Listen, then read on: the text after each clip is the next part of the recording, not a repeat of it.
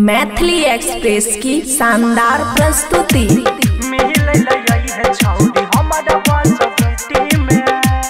खुशी recording studio बलुआहा। करले न प्यार छौरी खुश बड़ी रहबी, शादी वाला मजा कुआरे में पईबी, बुझले?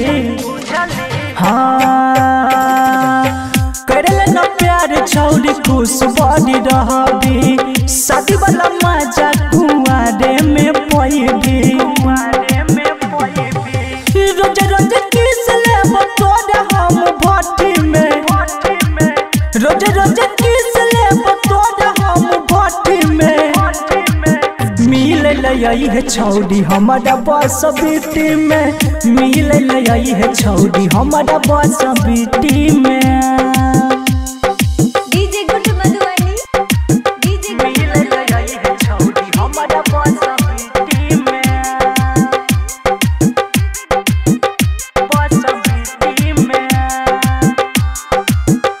खुशी रिकॉर्डिंग स्टूडियो बलुआहा।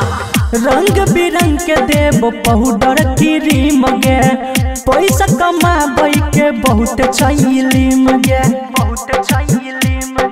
गे छौरी सुन।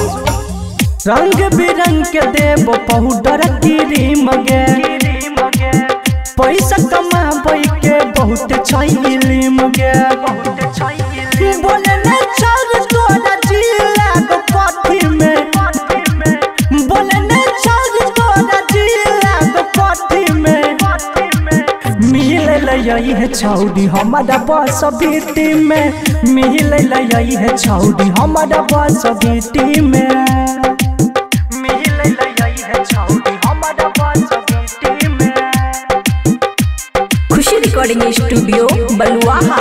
कखनो न बोलब छौरी झाड़ के झपट के, हरदम रखब तोरा सीना से लपट के। सही कहै छियौ गे।